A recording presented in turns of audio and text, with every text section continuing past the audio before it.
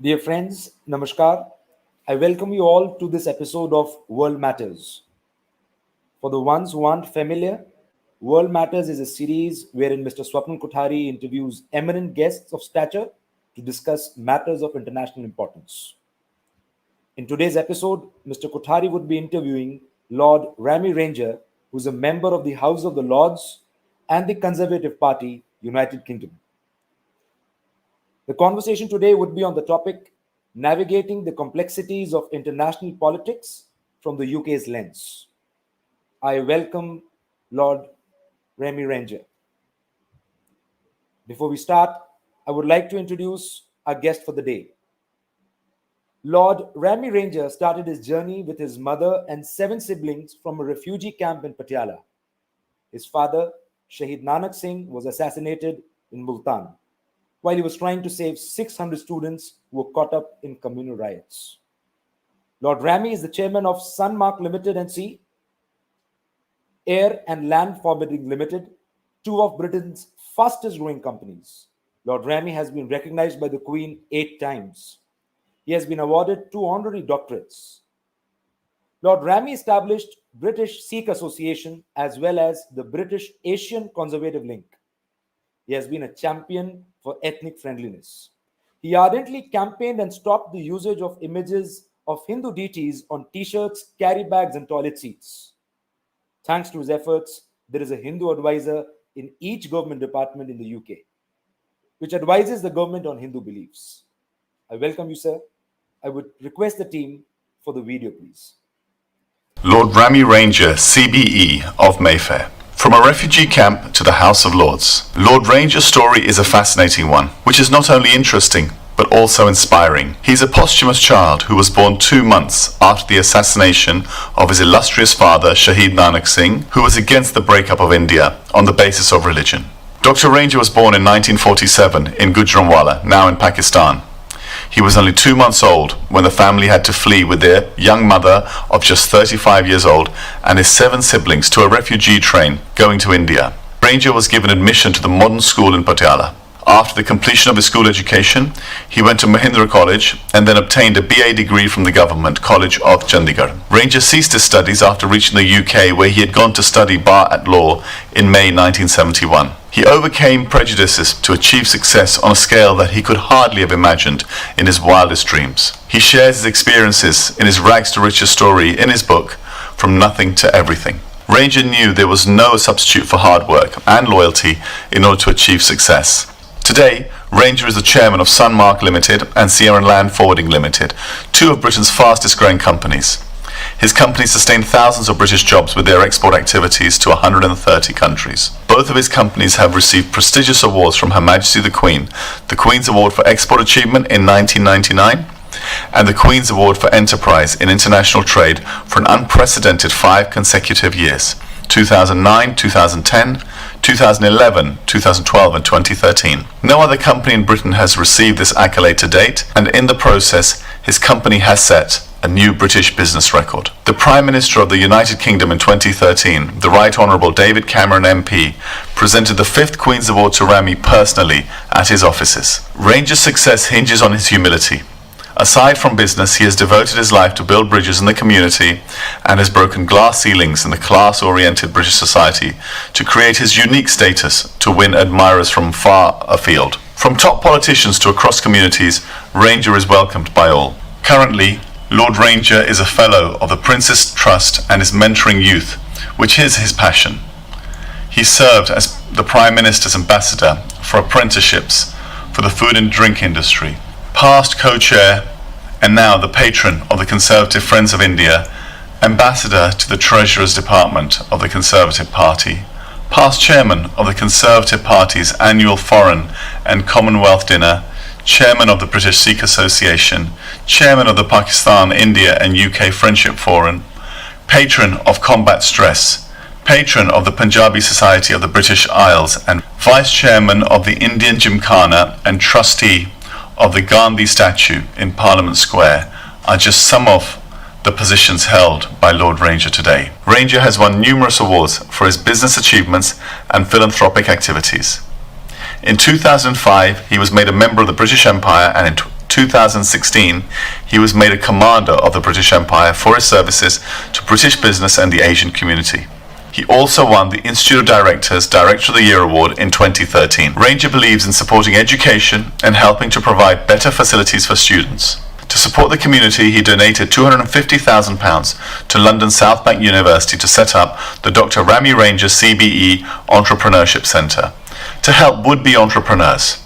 He has donated £200,000 to the University of West London towards a new pavilion in the campus library and to enhance facilities for university students. Remy donated £100,000 to the Gandhi Memorial Foundation Trust, which raised funds to erect a statue of Mahatma Gandhi in Parliament Square, London.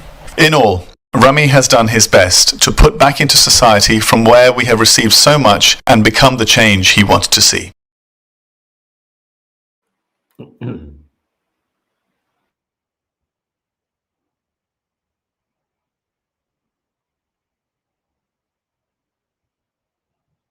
You're mute. You're on mute.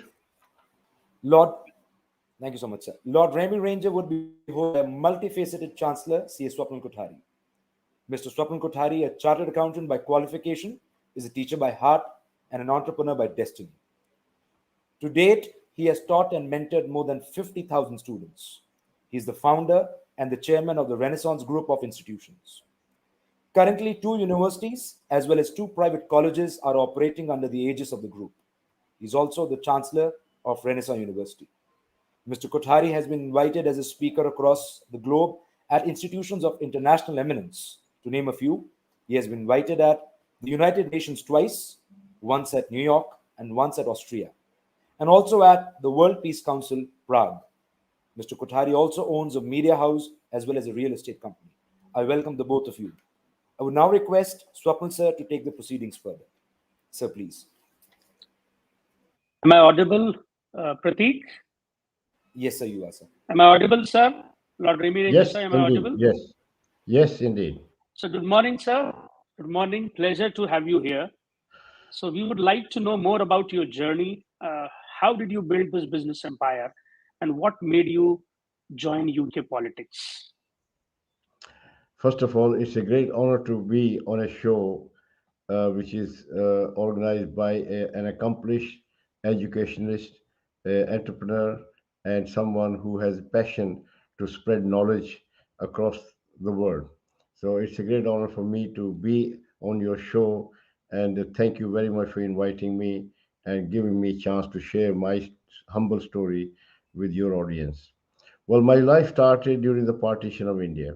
My father was a political leader, visionary.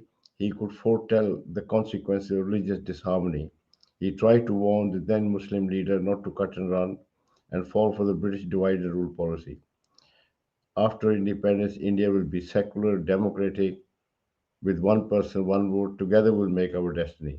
But if we go our separate way, instead of being a united force, we will become rival. We will never see a peace in the subcontinent because if you create a country on the basis of hatred, it will be impossible to remove that base. Unfortunately, some student of DAV school, Multan, took out a procession against the partition of India and got caught in communal riot. My father, being a local leader, went to rescue them. He managed to save the student, but he lost his life for the Hindu Muslim unity in India and became a martyr. So we arrived on a refugee train having lost everything, our ancestral home, country, breadwinner. But luckily, we had a remarkable mother. She brought us to a refugee camp in Patiala. The only thing which saved us was my father's reputation. Because of his reputation, the engine driver allowed us to sit on the coal tender because you couldn't get on the train. Refugee train was so crowded, everybody was sitting on top of each other. So he knew my father. He read about his uh, assassination. So he took pity and allowed us to sit on the coal tender. So we all become black with suit. So we arrived, and my mother uh, collected my father's papers. She was a visionary, intelligent lady. She picked up my father's press cuttings, newspaper, certificate, uh, and letters from his friends. His 2 friends were in parliament. One was Swaran Singh, foreign minister. One was Hukam Singh, speaker.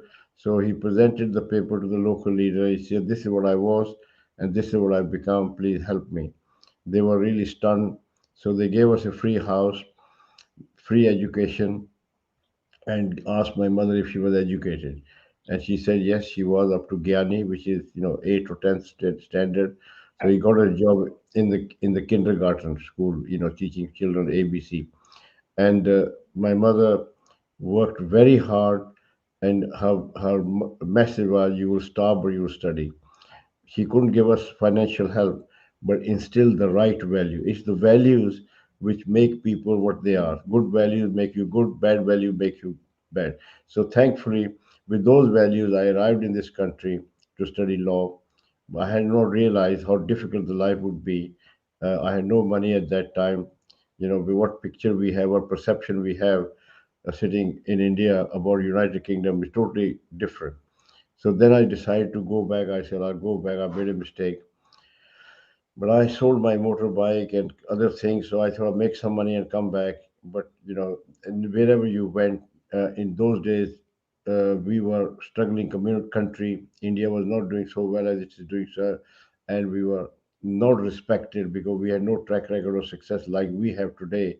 We now have a prime minister in number 10 down here. That shows how far the Indians have come in 50 years. So I took up a job as a car cleaner, from car cleaner to working for KFC as a cook.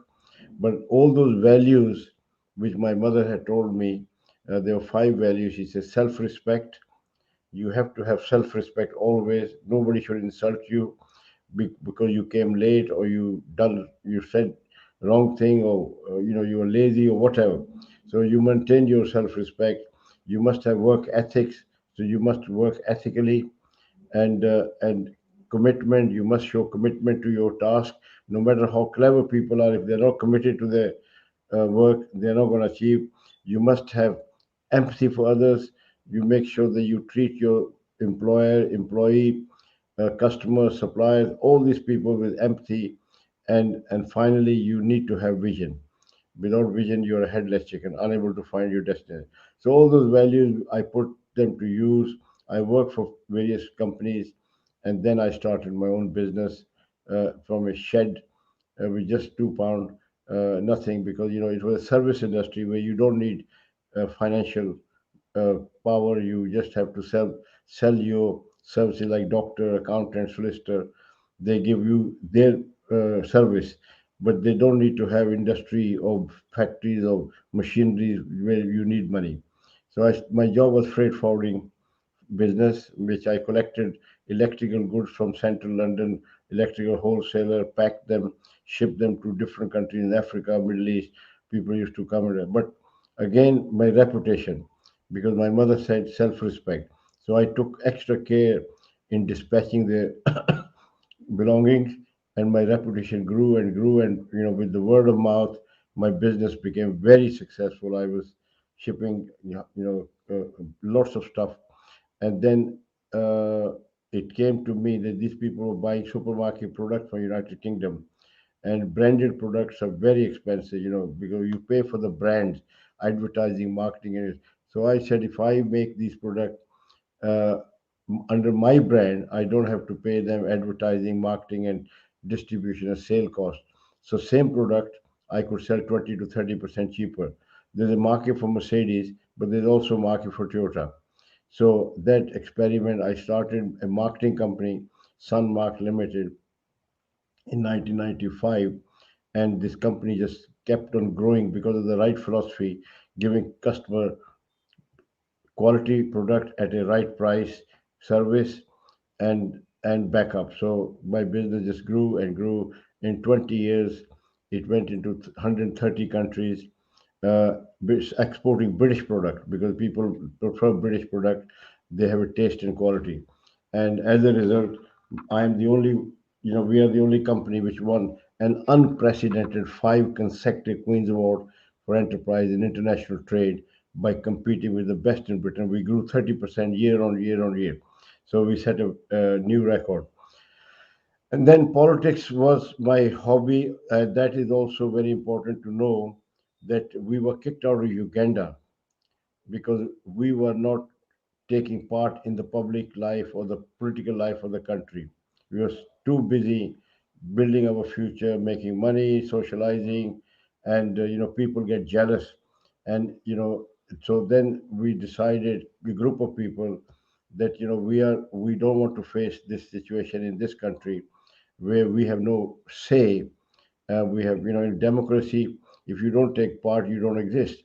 So we went on connecting with the Indian diaspora, making a case that we are no longer immigrant. Our children, grandchildren are born here.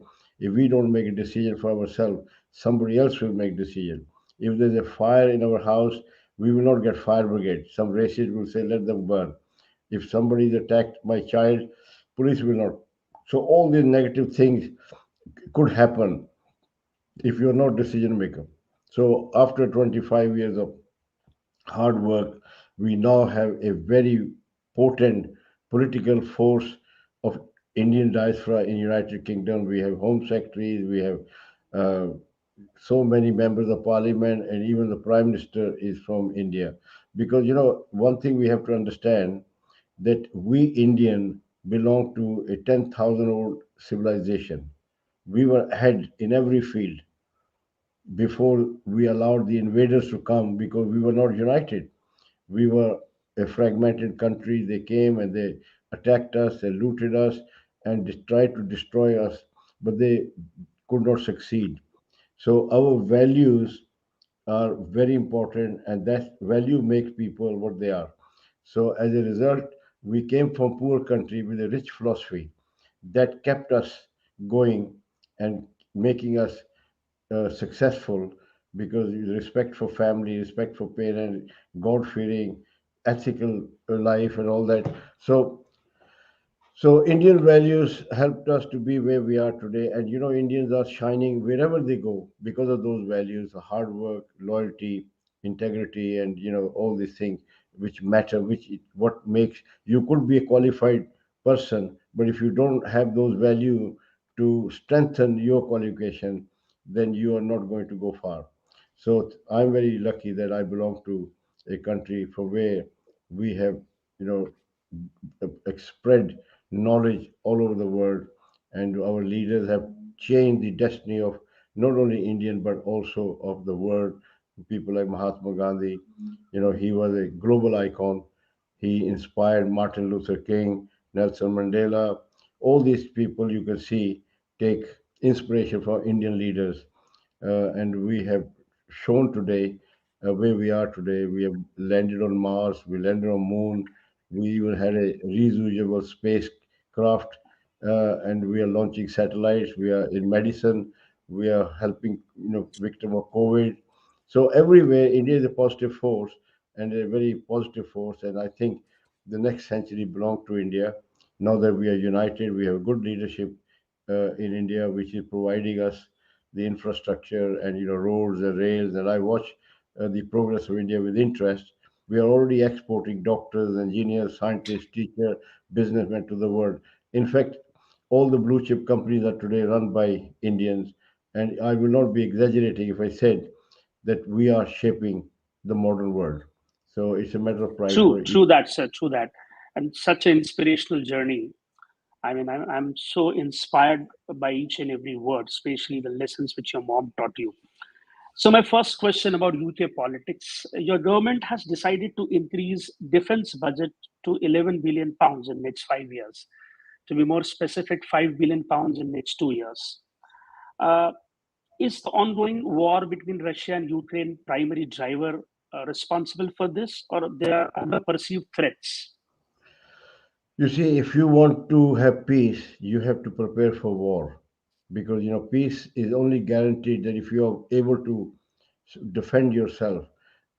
The invasion of Ukraine by Russia has shocked the world, that a country like Russia could just enter a small country and take over part of its country, and then the neighboring countries are frightened, because this is a war of ideology. They are communist, we are capitalist. The human freedom is the heart of our governance, whereas these communist countries have one party system. Either you're with us or you're against us. There's no freedom, there's no speech, no free, and that's why it is very difficult for the communist country to progress uh, in a human development. For example, China, they can produce cheaper product, but they will not innovate like the Indians have innovate. IT industry of India demonstrate the Indians can freely think. Pharmaceuticals, cinema, entertainment, art, craft, even space. So therefore, human freedom, because the biggest asset of a nation is people, is people. So if you empower your people, you empower the country, and therefore, I always say, money does not make money; people make money. I had nothing, and True. it's just the True. idea, the vision. So therefore, this war in Ukraine has frightened. I mean, Finland has just joined NATO. Sweden is about to join NATO because they're all scared because they want to preserve their way of life. And the Britain has done the right thing by increasing defense. And I will also appeal to the Indian leader that if they want to be respected in the world, they have to have a potent armed forces, able to repulse any adventure from any misguided person, either from China or Pakistan. So we already have hostile neighbors, so we have our security is a necessity, not a choice. So for if we have to sacrifice, so be it, because we need to provide we have to save our civilization, ancient civilization, because that's what makes True. us success. That's what gives us peace of mind. So this justifies a more than 2% defense budget of the GDP, right? Unfortunately, because of the peace dividend in the past, the defense True. has been contracting. They've been laying off a lot of soldiers and everything, and it doesn't. You cannot make a credible army overnight. So it takes time. It's a matter of few years. So therefore, it's a futuristic plan which will help smaller countries and NATO also. True. True. Perfect. So another question, sir. Scottish independence has always been a very divisive topic in UK politics. New leader of the Scottish Nationalist Party, Hamza Yusuf, seems to be a supporter of Scottish independence. Any which ways, he's a loyalist of Stygion. So there have been two referendums, right? And people of Scotland have agreed to be with UK. So your government plans to give third referendum, independence referendum to Scotland, or no, that there's no possibility? At the moment, I don't think there's a possibility because they have to have, I think, 25 years before you can have a referendum. You just can't have a referendum every day. But unfortunately, these people in Scotland don't realize we are better off united as a big force. Scotland is a very small country, less than 5 million people, small economy, and United Kingdom is taking on the budget of the defense and the foreign and everything. Scottish people are free. They got their Scottish national government. They can make their law. They can raise taxes. They can do whatever they like.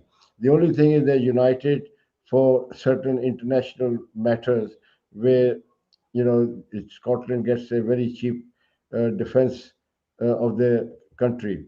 So unfortunately, when people use race or religion, that means they have no merit. We've seen what happened in Pakistan. They use True. religion, and we did not use religion in 1947. The country was created to promote people on the basis of religion, not on merit, not on qualification, not on achievement. And look at the difference now, where they gone, where we have gone. You just cannot use race or religion in a country where you're a secular democracy, where all the rights are given to you to form a political party and to elect your leader and to govern it the way you are. Same as Punjab, I say, but they and even Kashmir, what they can't do is use religion to devalue their fellow citizen. If And I tell you, plus plus the SNP has got no clarity with regard to the currency and pension of the independent Scotland, right? So they need to have clarity on that first. you see, they think by joining Europe they will be better off. But sometime when you are now the United Kingdom left the EU, European, now they're going to make relationship, trade deal with the bigger, different countries. Trade deal with America, trade deal with India, trade deal with Japan, trade deal with uh, Korea, trade deal with Canada, trade with Australia, New Zealand. They will be mother of all trade deals. European economy is not growing, and therefore it's a temporary blip. Just imagine the day we have a trade deal with India, it's a number fifth and the number six economy of the world. And look at the size of Indian market. Look at the need Indians have, from defense to construction to shipbuilding to space, you name it. So the collaboration So and cooperation with nation can that will benefit be a each other. historic day, sir. That will be a historic day when we have that. You cannot imagine. You said British defense industry is contracting, whereas India is the largest buying of defense equipment in the world. True. JCB is a company, earth moving equipment. They had one factory, two factory, no, third factory, and exporting product to 90 countries from India because they can have a scale of production and the cost is practically half. So India can offer a huge potential. We've seen that with COVID vaccination. With the scale of production India can offer, Britain can't do it. So alone you can't do it. And there, we're a small island. We have to look globally, and it'll take maybe the next 5 years. You'll see the trade deal will be in place with many countries, and the economy of United Kingdom will grow. So no chance for the third independence referendum to Scotland. Not for You the don't time see it being, in I the think. future. No. Okay. My next question to you, sir, is that there was a very unfortunate incident recently where Indian flag was removed and a separatist flag was raised. And I think all of us are quite sold that though the people who did it, they represent no one. So was some action taken on those protesters? Yes, I think one or two arrests were made, but not enough. I firmly believe you have to nip the evil in the bud. You cannot send wrong signal that you can attack foreign mission. They are sovereign properties. They're not. They're given the freedom, so you cannot allow anyone to attack a foreign mission in your country. So I think the British government should take notice and should beef up the security and And robustly deal with those people who go as far and to remove the flag of a such a huge world power with impunity. I think British, we the lessons are you have learned. raised this concern on several media We have platforms. I saw that. raised it Yeah. many times, and the people are aware that if you want to protest, protest peacefully. By violence, by intimidating, and that is not a democracy. You are now going into mob rule, and mob rule is not acceptable in any civilized country. And plus, they were not representing any community. That's my personal opinion. That's a notorious act, to be very honest with you. Mr. Kothari, it's such a easy to become a leader today. You just promise them you can offer them more with the help on the base of religion, not on the base of qualification or achievement or merit. And all these low True. achiever will start following you, like this happened in Pakistan. All these guys, they never realized the consequences of what they were doing. A short-term gain for few become permanent loss for the nation. Do you think a country where you just promote people on the basis of religion can ever progress? Then Never, you when never, sir. Never. when you focus on one thing, you're out of focus on everything else. Science, Absolutely. technology, human development, innovation, it's all gone. You're only focused on religion. So you'll be religious compliance, what you can't eat, what you can't do, what you cannot wear, what you all the nonsense. If you put yourself in a religious straitjacket, and while the other people are free, you just don't have to repeat the history. History is there in Pakistan.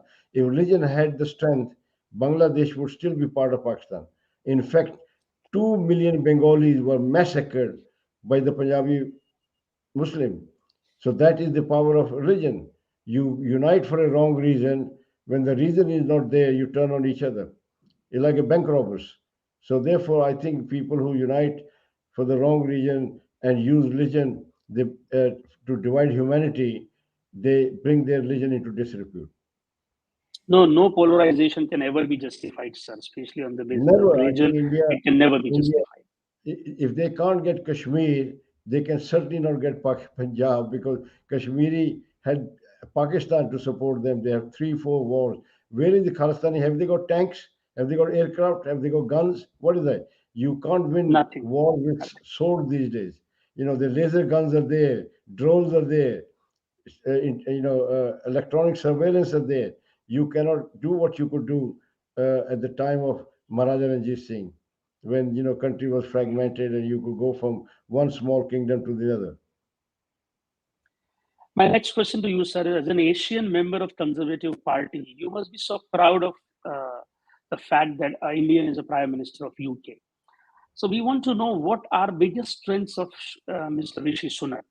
I mean, you must have known him very closely. So what are his biggest strengths? His biggest strength is he's very transparent, he's very ethical, he's very honest, he's not going to do anything which will jeopardize his reputation. So he has got, the connection with one of the best family in India. His mother-in-law just got a Yes, yes, yes. Yeah. Revolution Award for her good work. So he comes from a very good stock and is a highly educated, highly successful, and with a very good family values. Therefore, that's his biggest strength is that he's transparent. What you see, what you get. He is not going to take advantage of any situation. He's going to be a very humble leader, connecting with the people, doing things which benefit the entire population. And how do you see his last 150 days? From worse Very to good. better, sir? Very good. Very good indeed. You just have to look at the pound. Pound has gone down to 1 to 1 with dollar. Now it's 125, 26. And it's climbing to this glory of 1.40 soon. If you can bring the stability and the city of London financial hub, if they think that your policies are sound, your economic policy is sound, they have the trust in you, then the investment will come in. So therefore, I think Did he handle the gas and the electricity bill issue also properly? very well, so very well. He has capped the gas and electric bill. He has given a lot of support to. I mean, this man has got empathy for people. During the COVID, he poured in trillions of pounds, billions of pounds, in to stabilize the economy, to save jobs and save businesses. So that just shows that he is a very caring leader who care for ordinary people. Excellent, excellent. It's such a good thing to see such a young leader leading UK. My next question to Lot you, of sir, is commitment. yeah, yeah. My next question to you is about Brexit. Brexit has been an issue in UK politics after January 2020 when UK officially left EU. Uh, what's your opinion on post Brexit? And do you think there are few challenges which UK will face? And do you think that public opinion about Brexit has changed since January 2020? You see, Brexit has brought a lot of challenges, and people don't like challenges. They like to be in a comfort zone. They were, with the Brexit, they were comfortable. They could get staff, they could get labor, people could come and go. But at the same time, if you look at a bigger picture, no country can function successfully if it cannot control its borders. If you have no idea how many people just end up coming into and put pressure on your schools and hospitals and public services, you know, it's very important because Britain being a successful, stronger economy will attract economic migrant from other countries like Romania, Poland, Lithuania, Czechoslovakia, all these people. So you can imagine we have now over 1 million Romanian already in such a short period of time. Yes, because of this, they could just walk in, they come. And then what will happen? They'll push the labor cost low. They'll be exploited. there'll be race relation, there'll be tension, because when you don't have place in your school, or you don't have place in your hospital, national health is already uh, under pressure. So therefore, it's important that you control your border and you bring those people you actually need, the people who are needed here. So therefore, initially, we are now facing these challenges, but on the long run, you can also imagine it is very difficult for 30 odd countries to run with equal speed all the time. There are some True. people will not, they'll waste their money. Some will work hard. So to put them in a one a group that you all have to go in the same way is not feasible, because and therefore, There have been several reports which show that illegal migration has increased. So that's a right concern. well, that just proved my point that Yeah. United Kingdom is a magnet for migrant, because of social services and because the language is in English. People can speak the language when they come here. They can settle here quickly. So for them, and also people have relatives also, so they come. So therefore, But it is is important. it true that public support has declined for Brexit?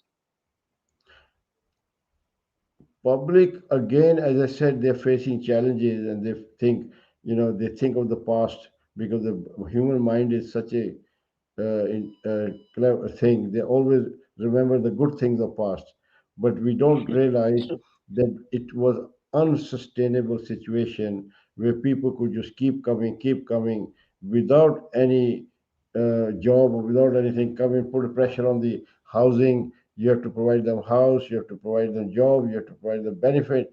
So it would have been disaster in terms of race relation. They would have turned on the immigrant when the situation had become bad. So I think Brexit is done now. We now have to look forward to forging economic relationship, unlike the EU, where you had the right of individual to come. If they kept it to economic business relationship, it would have been all right. But having a political union, then you start interfering in the laws of the country.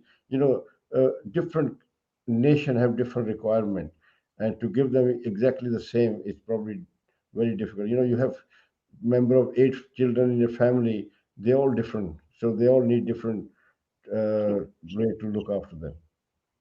How do you see British economy? Where do you see British economy going in next 5 years? I mean, inflation is a concern, sir. Inflation has been exacerbated because of the Ukraine war, where the fuel prices, energy prices, gone through the roof, because we were used to Russian cheap gas and Russian fuel, which has been now uh, stopped because of the sanction against Russia. So that again, everything is temporary. Britain is now on a remarkable program of giving people a lot of support for having solar panel on their roofs, and new energy, new innovation, building relationship with other countries is on the way to get cheaper supply. So I think eventually, after this, some certain time, the things are beyond your control. Certain you can control certain things, but the Russian war we could not control. But now we know what we have to do. We have to be self-sufficient in energy, and Britain is solar, wind power, nuclear power. They are going ahead to become self-sufficient. And the British, it's a very old country. They have investment all over the world. Their people are settled. They have connection. They are not a small country or a small economy. So I think very soon they will come back to their growth. Already And they're. geothermal options are also Yeah, explored, right? yeah. And also, already British economy is growing faster than that of European countries. True, true. My last question, sir. Some Conservative Party members have criticized George Soros for his donations, for his pro-EU donations. accused him of influencing UK politics. So how do you respond? How do you respond to these to those criticisms? I think this is a very serious matter because we have identified, some people from China, Russia, they try to give donation and then try to lobby their member of parliament to influence, certain bills. For example, if there's a nuclear deal with China, they will say, okay, we must do it. But that is stopped, or the G5 was influenced. But anyway, the British people have realized the political parties are now mindful, and the British media is very alert. They will always blow the whistle on anything. And I think political parties are now very, very uh, uh, careful of accepting donation from those. It's little hard to believe that even in a country like UK, few wealthy people influence and shape politics. But is that true? They do because unfortunately, you have no idea of the hidden agenda of those people who come to True. who pretend to be your friend and who pretend to do good, and because they might have, so we're all human beings, we can all make mistake, but the system in United Kingdom is very robust and strong. It's been going on for centuries. Democracy is very strong. People are very alert. So I think it'll be completely finished very soon. So few people take advantage of the currency fluctuation, right? So that's also allegation by one of the Yes. members of Conservative Party. Well, it's all But under the scanner now, so it's all going to be weeded out. right, sir. Right. One last message for all youngsters who are watching this show. People who are 18, 19, 20, 21 years old. One last message from Lord Rami Ranger. My message to all your students is that you are very special. You are a dream of your parents. They have done a tremendous sacrifice to give you more than they had. They want to you to go ahead, and I love you to complement their faith, their trust in you, and by not letting them down, not letting your community or country down, because no supernatural power is going to help India. It's us, you, the next generation, will shape modern India and make Mother India proud. So therefore, as I said to you, you are unique. You are blessed with everything. You belong to a very ancient civilization. You just have to follow the ideals of Lord Krishna, Lord Rama, Guru Gobind Singh, Guru Nanak, all those people who shaped this modern India. By the way, today is the birth anniversary of Guru Tegh Bahadur. He was a True. faith leader who sacrificed his life for the religious freedom in India. And what happened What a after day! that? What a day to have an interaction with you, son. What a You're wonderful, very what a lucky. pious day to have So, interaction with you. the Mother India has produced such sacrificing sons who gave up their life so we could have a freedom which we enjoy today. His son, Guru Gobind Singh, established the Brotherhood of Khalsa, and that brother of Khalsa brought an end to the tyrannical rule in India where people were not equal, they were not enjoying the religious freedom. And because they stopped the invasion from Khyber Pass, relentless invasion used to come to loot and plunder our rich heritage. Now we are very united, very strong country, and you are a very, very blessed to belong to a rising star, India. Jai Hind. One message for entrepreneurs who are in their 30s. My message to entrepreneurs who are in 30, you are special also because you can make something out of nothing with your vision, imagination, and common sense. So therefore, I always give example of a good doctor and a bad doctor. Some doctor people travel to see, and some people don't bother to see. The difference is the good doctor will spend great deal of time trying to diagnose his patient correctly. If need be, he will ask second opinion, third opinion. He is never in rush. But the man ordinary doctor is he has no time for to go into detail. So as an entrepreneur, you must pay attention to detail and be the best among the rest by going the extra mile and by thinking a little bit harder. There's no rush. There's no deadline to make. You make sure you uh, appreciate all the ramification, all the implication of your decision. And when you grow uh, in a speed which is sustainable. I will not recommend you to borrow a lot of money in order to speed up your progress. There's no need. You must grow out of profit, not by borrowing money, because tomorrow you do not know the market can change. So better be safe than sorry, because as an entrepreneur, you are responsible for your job and that of your staff. So you can't take decision lightly. Thank you so much, sir. Such a wonderful conversation, such straight from the heart answers, such honest answers. I'll honestly share one thing with you. I had heard great things about you from Vivek Tantra Sahab and Gautam Singh ji. And I would like to thank Santosh Bhaiya and Jadeja ji for connecting you to us. A special thanks to both of them, Jadeja ji and Santosh Bhaiya. And such a crisp conversation, such a straight from heart conversation. Thank you so much. Pleasure to And have I, you on our show. Thank you so and I'd much. like to thank you for your commitment to education and shaping the character of our future generation. It's a very, very important because nobody's born bad, nobody's born good. We can shape them to be the asset. No, we just have to have the right people in our life. And Mr. Kothari, your achievement speaks volumes about you. Thank you, sir. Thank you so much.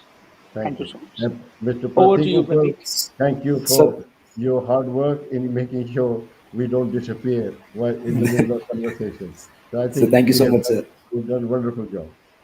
What Such a such an great honor, day to sir. have To have Pratik you, sir. Uppal as moderator of the show and Lord Rami Indeed. Ranger, sir, as a main speaker of the show. Great day to have both of you.